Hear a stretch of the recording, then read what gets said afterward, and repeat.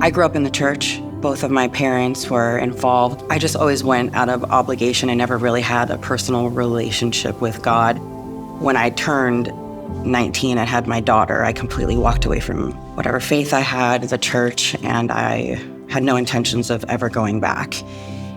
One of my friends invited me to Journey, and at the time I just politely declined, and I was like, that's wonderful for you, but it's just not for me. And then everything shut down during COVID, and I saw Journey's church streaming, and I just kept watching it. And as soon as everything opened up again and we were able to go, I started going to the Boynton campus, but I had no desire to change anything about the way that I was living. She kept pushing me like, hey, listen, you need to do this. Very, gently at first. And then it got to that point where it was like, that's either God's way or the highway. So what do you want to do? It was around that time that I really came to the realization that I was an alcoholic. Getting a hold of my alcoholism and really coming to the realization was just a small step in fixing myself. A couple of months into my pregnancy with our daughter, Gianna, I was hospitalized, and we didn't know if I was going to be able to carry to where she would be viable. I wound up having to have an emergency C-section at 33 weeks, and I almost died on the table. And if I hadn't have gone into my doctor that day, she wouldn't have made it. We had such an outpour of people at the church praying for us.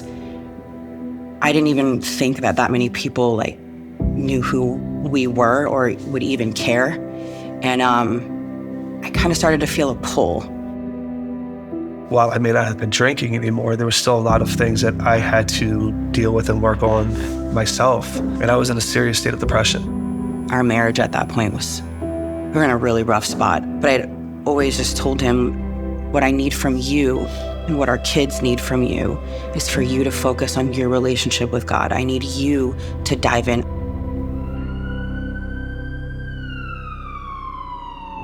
December 12th of last year, I was in a very serious car accident. I saw the car going over the lanes of traffic. I saw just all these negative things in my life that had happened just flashing before my eyes. And then I see my wife and my kids, and then I'm in the car. There's a windshield on my face. There's a metal pole through the side here.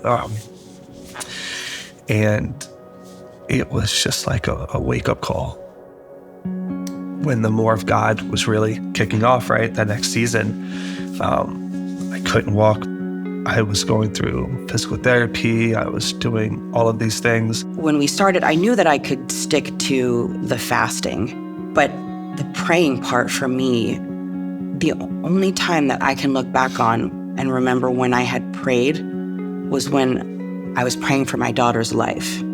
I was so mentally exhausted. I would open the 21-day prayer book and I would read over and over these paragraphs. And nothing was sinking in for me. And then I saw that prayer card where it was just more of family, more forgiveness.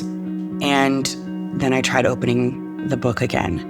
I actually was able to comprehend what I was reading. Right before the second living room session, I fell flat on my face and I just let everything out that had been plaguing me for the past couple of years. And I just said, I don't know how to talk to you. And for the first time in years, I said it out loud. And it was just the smallest little voice. And I just heard I know your heart and I have you. I was like, okay. So it kind of turned into where I would just keep with that format of more of. If my toddlers were testing my patience, more patience. And that's how I started to talk to God throughout the day. And by the third living room session, my hands were up and I talked to God all day. I remember one specific living room session, church prayed over me pretty hard. And then that Friday, I went and got another MRI to follow up. And everything was completely fixed in my back. No slip disc, no bulging disc. And within a week, I was able to get around without the walker. And it was one of those things, like for me, I saw a shift in my spiritual self. You know, I got more plugged into men's groups. I joined the Freedom group. After More of God, I actually didn't want the fasting to end. I was like, I don't want this feeling to fade. I did a couple of different small groups, joined the praise and worship team. It just healed parts of me that I didn't think would heal. I saw a huge change in my husband. We pray together, we pray over our kids. I have my best friend back. I have my partner.